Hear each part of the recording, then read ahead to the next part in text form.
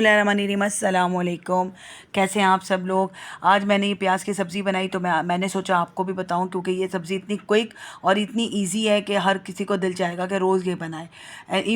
Even आप घर में दाल चावल बनाएं, इसके साथ आप बनाएं, कभी आप घर में पराठा बनाएं, उसके साथ ये सब्ज़ी बनाएं प्याज की, बहुत यमी लगती है।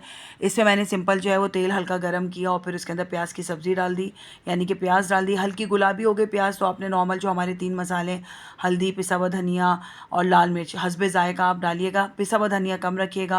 और ये मैंने दाल चावल बनाए थे तो उसके साथ मैंने इसको सर्व किया। और हाँ, मैंने इसके अंदर साबित लाल मिर्च भी डाली थी, तो वो ज़रूर डालिएगा। ये प्याज की सिंपल सब्ज़ी दाल चावल के साथ बहुत अच्छी लगती है। मेरी अम्मी जब बनाती थी ना तो वो पराठे के साथ हमें सर्व करती थी और ये बहुत यम्मी लगता है। और अल्लाह का शुक्र है कि मैंने फ़र्स्ट टाइम इस तरह से ट्राई किया और बच्चों को बहुत अच्छी लगी। अच्छा, मैंने ना इमली का इसके अंदर पल्प भी डाला था, यानी कि गूदा भी डाला था। और अगर आपको अच्छा लगता है खटास तो आप ज़रूर डालिएगा, थोड़ा सा डालिएगा मगर काइंडली इसके अंदर मैंने जो है वो टमाटर नहीं डाले थे, तो आप इसके अंदर कोई एक्स्ट्रा सब्ज़ी कुछ नहीं डालेगा। प्याज का अपना फ्लेवर जो है ना वो चला जाएगा। आपको मैं चाहती हूँ आप प्याज का अपना टेस्ट देखेंगे, वो ख़ुद कितना यमी लगता है प्याज की सब्ज़ी अगर आप इस तरह सौते करके बनाएं। सो एनीवेज, हमने जल्दी जल्दी खाना खाया, फिर हम गए जानवर देखने। ये जानवर हमारी गली में आते हैं हर साल और माशाल्लाह गली में पूरी जो है ना रौनक ही रौनक हो जाती है। मेरे घर के बिल्कुल सामने ही है ये कैनोपी लगी हुई है और यहाँ पर इन्होंने ये इतने प्यारे प्यारे से बुल ला के बिठाए हैं। और ये ब्राउन वाला बुल अभी कुछ दिन पहले बीमार हो गया था जब गर्मी थी तो इसे ड्रिप भी लगी थी। और ये दो बुल अलग इसको इसके साथ बिठाएं, क्योंकि ये जो है ना थोड़ा गुस्से वाला है। और यहाँ पे टीवी के एंकर भी आई हुई थी, आई थिंक होस्ट थी, हाँ होस्ट आई हुई थी मेट्रो 1 की। इनको तो इस बुल ने खड़े ही नहीं होने दिया, बात करने ही नहीं दिया। वो बेचारी खड़े होकर कुछ कमेंट्स करना चाह रही थी बुल के ऊपर, मगर बुल जो था ना वो बड़े गुस्से वाला था। एनीवेज, ये देखें ये बुल वॉक हो रही है। ये सबसे पहले ब्राउन बुल को निकाल के लेकर आए हैं। और ये बुल वॉक कोई बहुत बड़े एरिया में नहीं हो रही है, बहुत छोटे से एरिया में करवाते हैं। और मुझे डर ये लग रहा था कि अगर ये बुल जो है वो बिदक गया, गुस्से में आ गया, तो ये कितने लोगों को यहाँ पे गिराता हुआ चला जाएगा।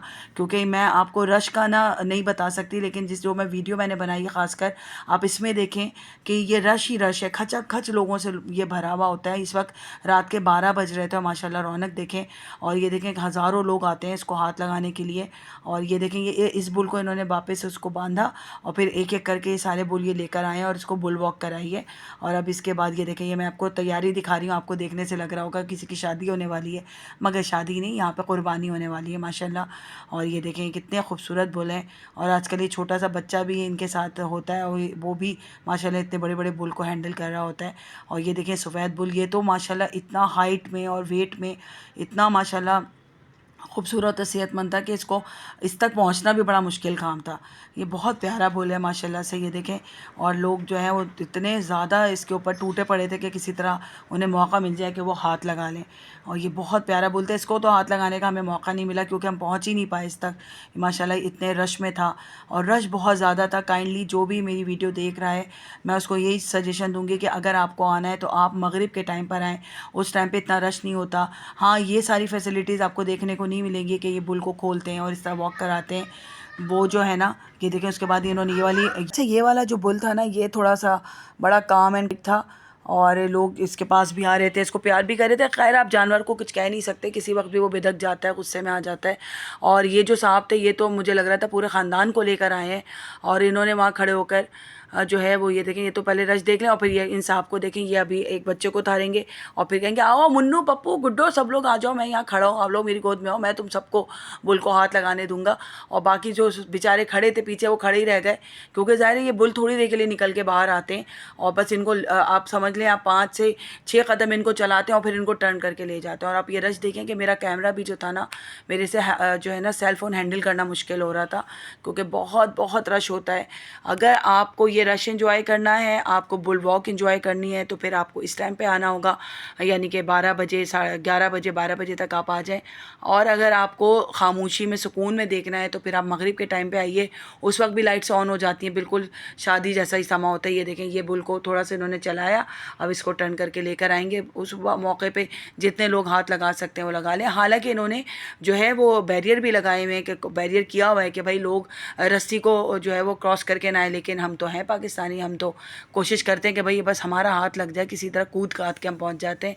और लोग, आप यकीन करें, इन बुल वगैरह की वजह, बुल के आने की वजह से बहुत सारे लोगों के घरों को भी जो है वो लॉक लग जाता है, क्योंकि ज़ाहिर है ब्लॉक हो जाते हैं रास्ते, तो उनका निकलना भी मुश्किल होता है। लेकिन ज़ाहिर है अब ये बकरीद में इनका शौक़ है, और ये इस शौक़ की वजह से माशाल्लाह रश भी लगता है लोगों का, और लोग इंजॉय भी करते हैं।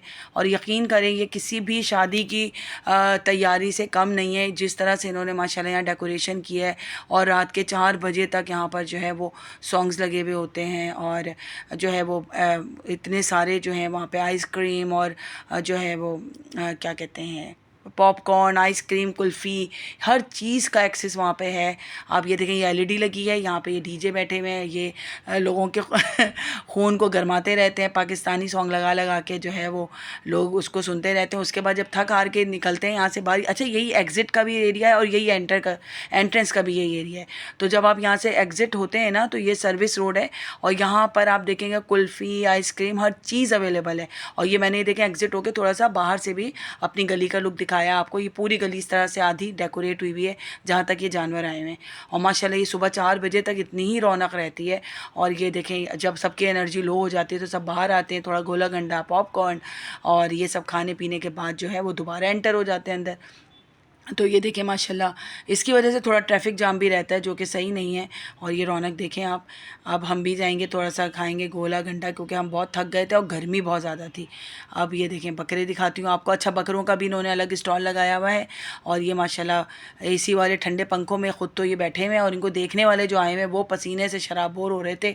और बस क्या करें, गर्मी में भी बेचारे अपने बच्चों को लेकर आए हुए थे, कि बच्चे इतने शौक़ से इनको देखते हैं जानवरों को। और मुझे लगता है कि बकरीद जो होती है, बड़ी ईद जो होती है, वो बच्चों की ही होती है। और बस ये एक मासूम बकरा कोने में खड़ा था, लग रहा था इसको सज़ा मिली है, और बाकी जो बकरे थे बड़े खुश थे, हवा में ठंडे ठंडे। ये नाराज़ खड़ा था, मुझे लग रहा था किसी से इसकी नाराज़गी चल रही है, तो इसका मूड बहुत ख़राब था।